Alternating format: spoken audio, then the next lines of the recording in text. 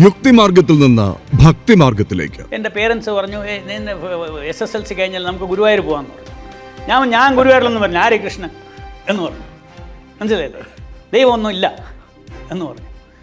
അങ്ങനെ പറഞ്ഞ ഗുരുവായൂരപ്പൻ തന്നെ പിടിച്ചുകൊണ്ട് വന്നു തിരിച്ച്. IIT-യിൽ നിന്ന് കൃഷ്ണമാർഗത്തിലേക്ക്. IIT ലൈബ്രറിയിൽ പ്രഭുപാദയുടെ ഒരു പുസ്തകം വായിച്ചു.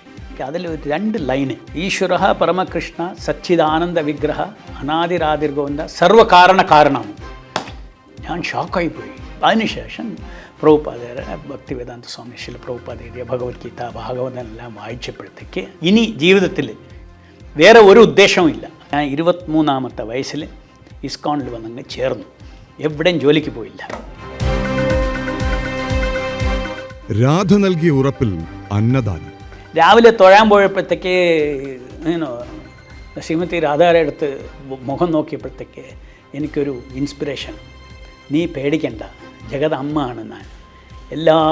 എത്ര വേണമെങ്കിലും നീ പ്ലാൻ ചെയ്തോ, എല്ലാത്തിനും പ്രൊവൈഡ് ചെയ്യാം. അതിനുശേഷം എനിക്ക് ഒരു ഭയവുമില്ല ഇതിനെവിടുന്ന് പണം വരും.